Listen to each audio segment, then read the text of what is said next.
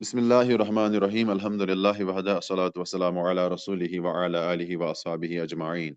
मुहर्रम, जिसको हराम भी कहते हैं, मुहर्रम से बेहतर लिखना था तहरीम। तहरीम ज्यादा मुनासिब सीगा था। चलिए कोई मसला नहीं, मुहर्रम भी कह सकते हैं और तहरीम भी कह सकते हैं, और हराम तो है ही। हराम इसको उर्दू उर्दू जुबान में भी कहते हैं और अरबी जुबान में भी मुस्तअमल है। हराम का लुग़वी माना है ममनू।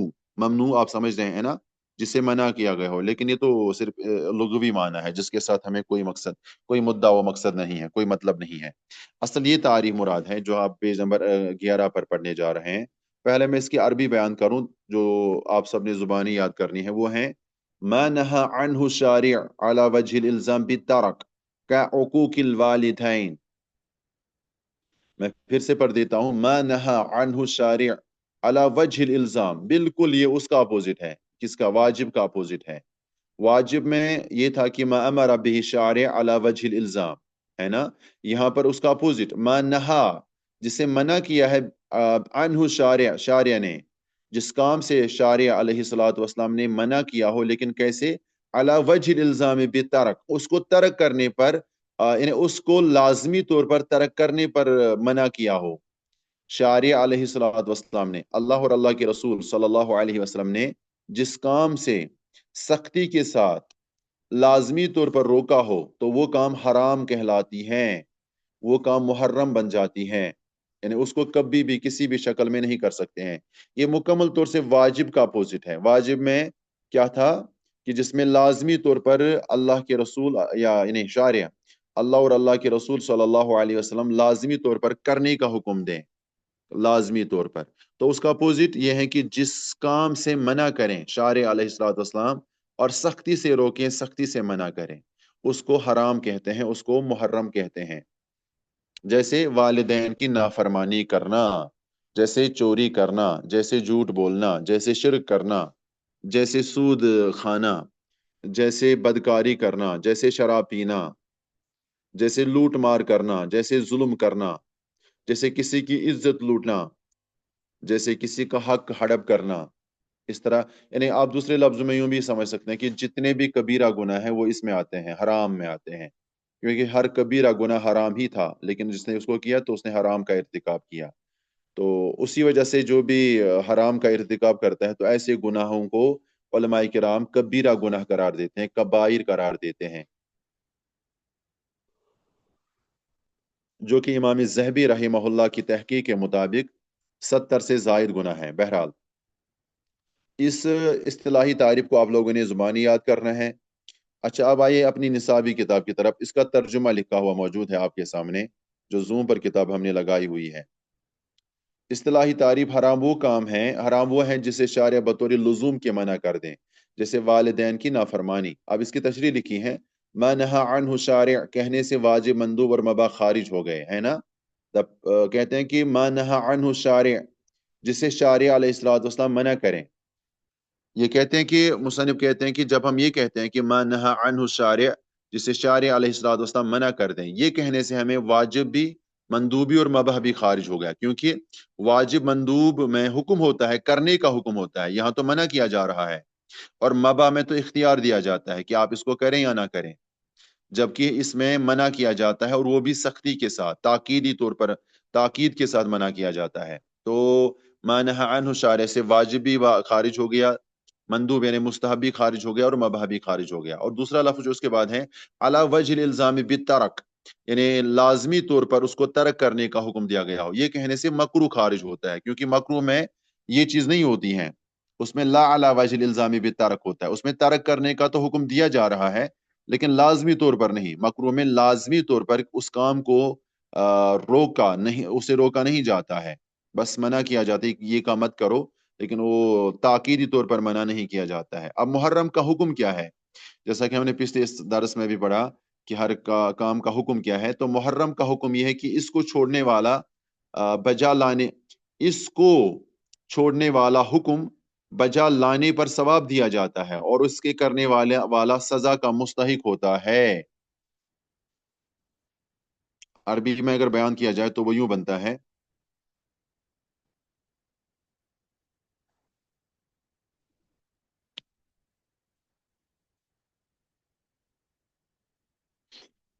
युसाबु तारिकुहु इम्तिसालन व यस्तहिकुल इकाबु फाइलुहु, यही माना है। यानी इसका तर्क करने वाला, लेकिन इम्तिसालन, इम्तिसालन का मतलब अल्लाह का हुक्म जानकर, यानी उस बंदे ने उस काम को छोड़ दिया सिर्फ इसलिए कि अल्लाह मुझे इसे मना कर रहा है। तो अगर अल्लाह का हुक्म बजा लाते हुए उसने उस काम को छोड़ दिया तो उस पर उसे सवाब दिया जाएगा। और अगर उसने उसको किया, करने पर उसे अजाब दिया जाएगा, इकाब दिया जाएगा। क्योंकि इसे ये बात, यानी इस हुक्म से ये बात पता चलती है कि कोई किसी गलत काम को छोड़ ही देता है लेकिन उसकी नीयत ये नहीं होती कि अल्लाह मना कर रहा है। जैसे शराब हराम है, अब कोई शराब इसलिए नहीं पीता है कि ये सेहत के लिए बर्बादी का बायस है, ये सेहत को खराब कर देता है, तो उसे कोई सवाब नहीं दिया जाएगा क्योंकि उसकी नीयत बस अपनी सेहत के लिए है। उसे कयामत के दिन ही कहा जाएगा कि आपने शराब इसलिए नहीं पी थी कि आपकी सेहत को खराब करेगी, तो आपकी सेहत तो बच गई लेकिन आपको यहाँ पर कुछ भी नहीं मिलेगा। और यही वाजिब के बारे में भी हमने पढ़ा हुक्म में, हुक्म के लिए कि जिसने वाजिब या फर्ज काम को अंजाम दिया अल्लाह का हुक्म जानकर, अल्लाह का हुक्म मानते हुए, अल्लाह के हुक्म हुक्म की फरमाबरदारी करते हुए, तो उसे उस पर सवाब दिया जाएगा। तो इसका भी यही मतलब है कि अगर किसी ने कोई काम तो किया जिसका अल्लाह ने भी हुक्म दिया था लेकिन उसने अल्लाह का हुक्म बजा लाते हुए नहीं किया तो उसे कोई सवाब नहीं मिलेगा। ठीक है। जैसे कोई रमजान में रोजे रखेगा तो रोजों के काफी सारे फवाइद हैं, सेहत, जिस्म, रूह के लिहाज से। तो कोई रोजे इसलिए रखे ताकि मेरी सेहत कंफर्टेबल, यानी सेहतमंद मैं रहूं, मेरी बीमारियां मुझसे दूर हो जाएं, या मेरा वजन घट जाए। कई सारे लोग मैंने सुना भी है वो रोजा रखते हैं ताकि हमारा वजन घट जाए, तो उन्हें क़यामत के दिन वही कुछ मिलेगा, इन्नमल अमालु बिन्नियात के तहत। तो यहाँ लाजमी कि इम्तिसालन का मतलब कि अल्लाह का हुक्म जानकर, चाहे वो वाजिब में हो या हराम काम में हो। वाजिब इसलिए करें ताकि अल्लाह राजी हो जाए, और हराम काम इसलिए छोड़ दे ताकि अल्लाह राजी हो जाए। तो तब ये हुक्म आएगा कि युसाबु तारिकुहु इम्तिसालन व यस्तहिकुल इकाबु फाइलुहु, कि इसको छोड़ने वाला इम्तिसाल जानकर, अल्लाह का हुक्म जानकर इसको, इस हराम काम को छोड़ने वाला सवाब का मुस्तहिक है और इकाब से बच जाएगा, वरना इकाब यानी अजाब का मुस्तहिक करार पाएगा। अब मुहर्रम के दूसरे नाम क्या क्या है? मुहर्रम, मुहर्रम के दूसरे नाम है महजूर और ममनू। हाँ, ये अल्फाज तो इस्तेमाल होते हैं लेकिन बहुत कम। ज्यादातर इसमें उसूली फिक्का या फिकी किताबों में हराम या मुहर्रम का लफ्ज़ ही इस्तेमाल किया जाता है।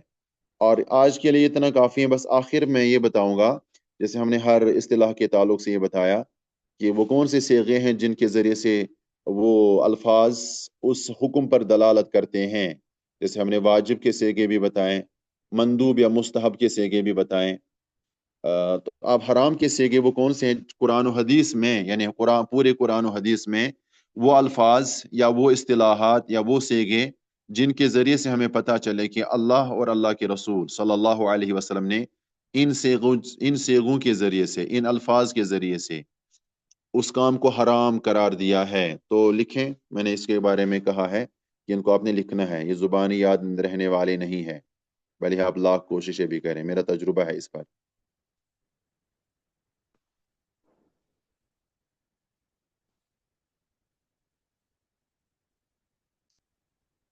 इसमें पहला सीगा है जो इस पर किसी भी काम की हुर्मत पर दलालत करती हैं। तो कुरान और हदीस की रूह से देखा जाए तो वहां पर होगा हुर्रिमत अलैकुम। अब बस आप ये लिखें हुर्रिमत, हुर्रिमत का माना हराम किया गया।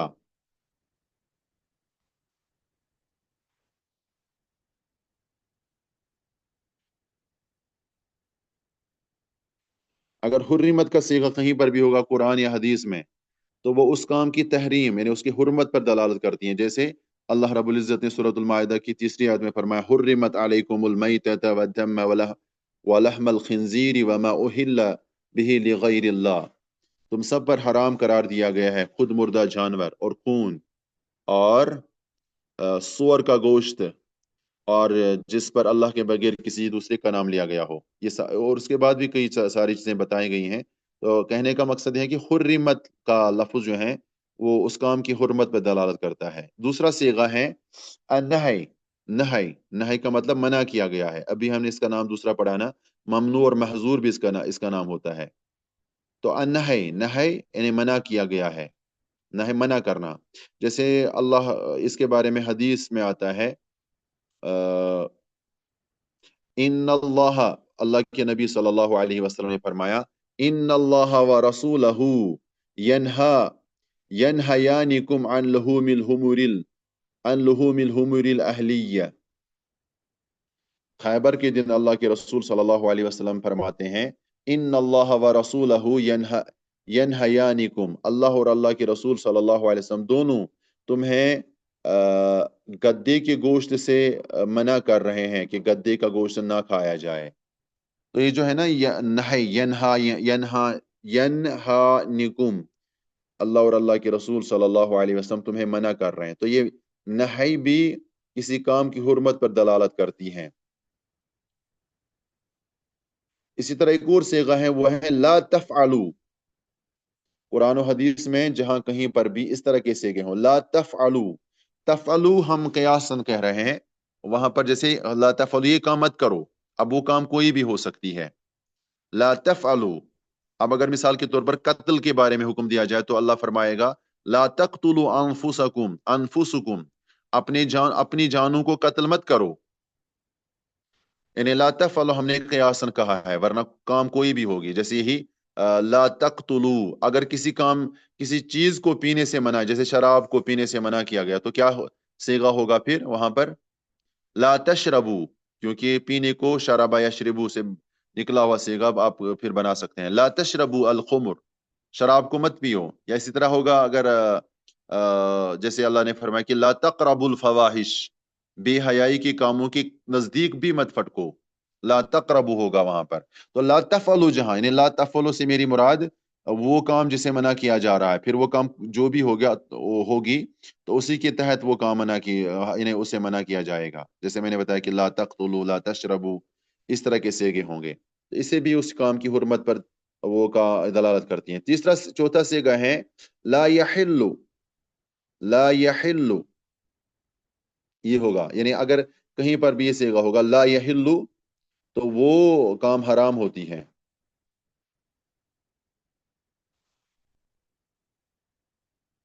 जैसे कि कुरान मजीद में एक जगह पे है, ला यहिल्लु लकुम अन तरिसुन निसा करहा।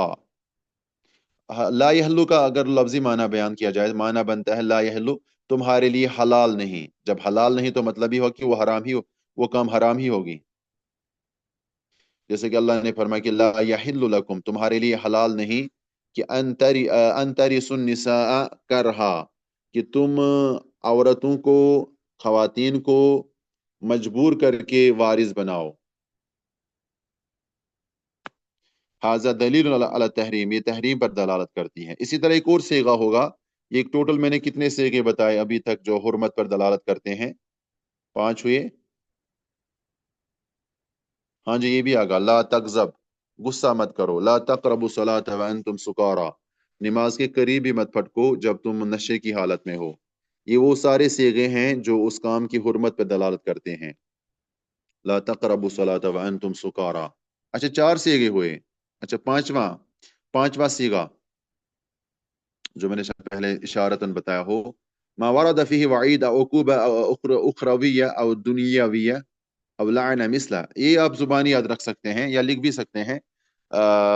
उसमें सेगे तो नहीं होंगे, इस तरह होगा जहां पर कोई वईद सुनाई गई हो। वईद मतलब अजाब, अजाब कब्र की वईद, अजाब जहन्नम की वईद। जिस आयत या जिस हदीस, सही हदीस या हसन हदीस में भी कहीं पर भी वईद सुनाई गई हो, तो वो हदीस या वो कुरानी आयत उस काम की हुर्मत पर दलालत करती है। वईद बहुत ज्यादा खतरनाक होती है। जैसे ही अजाब कब्र होगा इस काम पे, जैसे पेशाब की छींटों से, जो सही बुखारी और सही मुस्लिम की हदीस का मफहूम है कि जो बंदा पेशाब की छींटों से नहीं बचता है, तो उसके बारे में क्या वईद सुनाई गई है?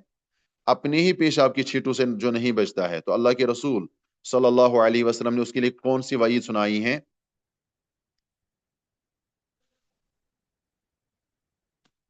अजाब कब्र की वईद सुनाई है जी, बिल्कुल। अब देखें ना, अपने ही पेशाब की छींटों से ना बचना, अब इसके लिए तो कोई सेगा नहीं होगा ना हमारे पास, बस ये वईद सुनाई गई है। तो ये वईद इस बात पर दलालत करती है कि पेशाब की छींटों से बचना वाजिब है और ये काम करना हराम है। यानी जो बंदा पेशाब की छींटों से नहीं बचता है तो उसने हराम काम किया, और इससे बचना वाजिब है, क्योंकि ना वाजिब का अपोजिट हराम, वाजिब का अपोजिट हराम का अपोजिट वाजिब ही है। तो लिहाजा पेशाब की छींटों से बचना वाजिब है और ये काम करना हराम है। समझ रहे हैं? تو وعید یہ سنائی گئی ہے۔ اس طرح جو بھی وعید جہاں پر بھی سنائی گئی ہو، یہ عذاب قبر کی وعید ہو یا عذاب جہنم کی وعید ہو یا ایک دوسری، بس یہی دو وعیدیں نہیں بلکہ یہ بھی آپ اس میں ایڈ کر سکتے ہیں جس میں کوئی بھی وعید ہو کہ اللہ اس پر غضبناک ہو جاتا ہے، اللہ ناراض ہو جاتا ہے، یا اللہ کے رسول علیہ الصلوۃ والسلام اس کام پر ناراض ہو جاتے ہیں۔ تو جس کام پر اللہ کے رسول علیہ الصلوۃ والسلام ناراض ہو جائیں تو ظاہر سی بات ہے وہ کام اس انسان کی دنیاوی اور اخروی تباہی اور بربادی کا باعث ہوتی ہیں۔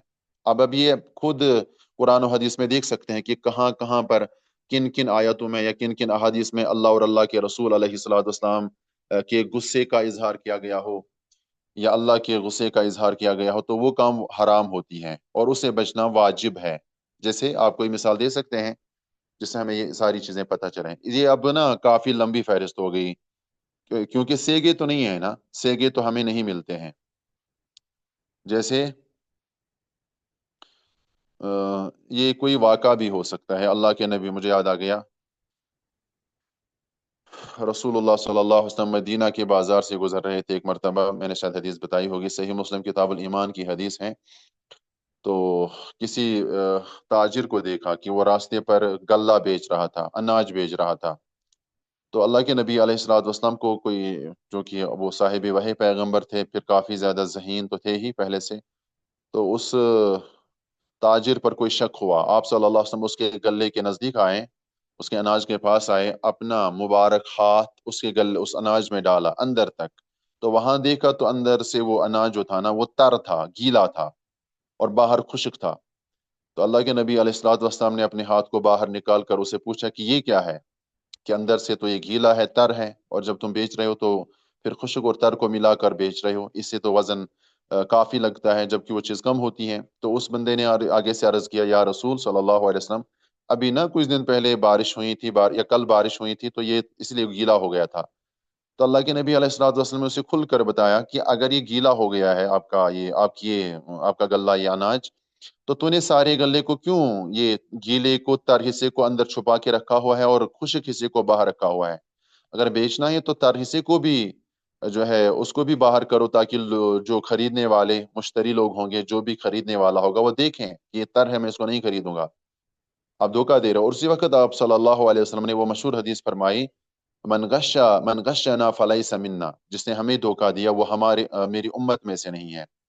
اب دیکھیں یہاں پر اللہ کے نبی علیہ الصلوۃ والسلام اس پر ناراض بھی ہوئے، اس پر غصے کا اظہار بھی کیا، اور پھر وعید کی بھی کیا سنائی؟ من غشنا، سب سے بڑی بات کہ وعید کیا سنائی؟ جو ہمیں دھوکہ دیتا ہے، ہمیں سے مطلب ہم مسلمانوں کو جو دھوکہ دیتا ہے، فلیس منا، وہ ہمارا نہیں ہے۔ تو یہ کتنی بڑی وعید ہے، بہت ہی خطرناک وعید ہے۔ اس کا مطلب یہ کہ تجارت میں یہ کام کرنا حرام ہے اور اس سے بچنا واجب ہے، اس بیوپاری یعنی اس تاجر کے لیے، اور ہر تاجر کے لیے ایسا دھوکہ کرنا حرام ہوا نا۔ ہاں یہ سیگے میں نے بتایا، لا تشربوا فی آنیت ذهب والفضہ، یہ تو ہوئی نا وہ لا تفعلوا کے سیگے۔ میں یہ بتا رہا ہوں کہ جہاں پر بھی کوئی وعید سنائی گئی ہو، وعید کسی بھی شکل میں بھی ہو، عذاب قبر، عذاب جہنم، اللہ کے ناراض، اللہ کے غضبناک ہونے کی وعید، رسول اللہ صلی اللہ علیہ وسلم کے غضبناک ہونے کی وعید، چاہے وہ دنیاوی اعتبار سے وعید سنائی گئی ہو یا اخروی لحاظ سے وعید سنائی گئی ہو، آ، اخروی لحاظ سے تو یہی ہوگی جہنم یا عذاب قبر کی وعید۔ دنیاوی لحاظ سے کیا ہوگی؟ دنیاوی لحاظ سے جیسے اس پر حدود قائم کی جائے گی، جیسے اس پر ہاتھ کاٹا جائے تو کون سا گناہ ہوتا ہے؟ چوری کرنا۔ اس کو سنگسار کیا جائے تو آپ سمجھ سکتے ہیں کون سا گناہ ہے۔ اس کا اس اس کو قتل کیا جائے، یعنی اس کام پر اسے قتل کیا جائے، یہ کون سے کام ہوتے ہیں؟ جیسے کوئی مرتد ہو جائے، جیسے کوئی کسی کو قتل کرے تو بدلے میں اس کو قصاصاً قتل کیا جائے، ہے نا؟ بدکاری کرنے والے کو اگر شادی شدہ ہے تو اس کو سنگسار کیا جاتا ہے۔ تو یہ وہ سارے کام ہیں جس میں اس پر دنیاوی حد نافذ ہوتی ہے، تو یہ اس کا مطلب ہے کہ وہ کام حرام تھا، اس لیے اسے اب یہ اس پر حد نافذ کی گئی ہے۔ اور تیسرا اس میں ایڈ کر سکتے ہیں وعید میں کہ اگر اس کام پر لعنت کی گئی ہو، قرآن و حدیث میں جس کام پر لعنت کی گئی ہو تو وہ کام بھی حرام ہوتی ہیں، جیسے لعن رسول اللہ صلی اللہ علیہ وسلم الراشی والمرتشی، رشوت دینے والے اور رشوت لینے والے پر، دونوں پر اللہ کے رسول علیہ الصلوۃ والسلام نے لعنت کی ہے، جیسا کہ حدیث جو ہے ابو داؤد، ترمذی، ابن ماجہ اور احمد میں آتی ہیں، اور یہ حدیث حسن درجے کی ہے، صحیح یہ حدیث صحیح ہے، صحیح درجے کی حدیث ہے۔ یا رسول اللہ صلی اللہ علیہ وسلم نے فرمایا کہ لعن اللہ المحلل والمحلل لہ، اللہ کے نبی رسول اللہ صلی اللہ علیہ وسلم نے فرمایا کہ اللہ نے لعنت کی ہے حلالہ کرنے والے پر، اور جس کے لیے حلالہ کیا جائے اس پر بھی لعنت کی ہے۔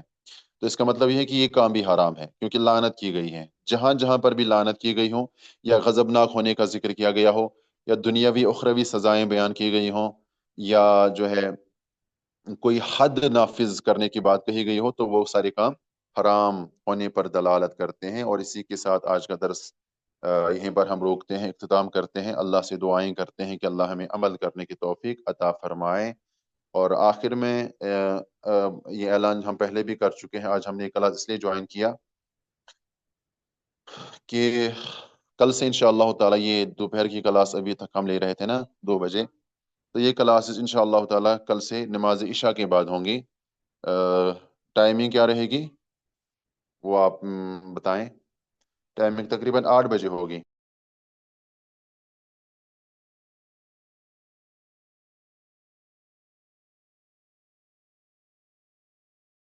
ہاں تو میں بیان کر رہا تھا کہ نماز عشاء کے بعد ہماری کلاسز ہوں گی کل سے، یعنی کل سنڈے ہے نا، تو کل دوپہر کے وقت کلاس نہیں ہوگی، کل نماز عشاء کے بعد آپ لوگ کو اسی کلاس کو جوائن کریں گے، اصول فقہ یا جو بھی اس کے بعد عقیدے کی کلاس ہوتی ہے، پہلے بھی ہم بیان کر چکے ہیں۔ 8 بجے ٹھیک رہے گا،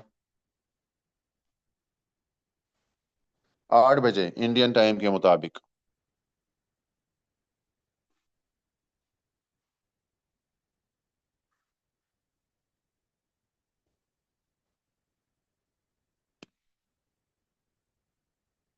چلیے ٹھیک ہے۔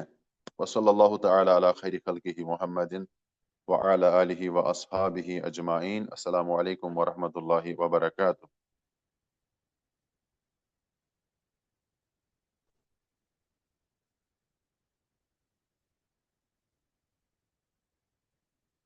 السلام علیکم۔ آپ کہاں سے ہیں؟ میں بہار سے۔ بہار سے؟ اچھا، کس لیے آئے ہو؟ دارالعلوم کی چلنے کی۔ اچھا اچھا، کوئی بات نہیں، اللہ خیر کا معاملہ کریں۔ ہاں جی، یہ مسجد ہے۔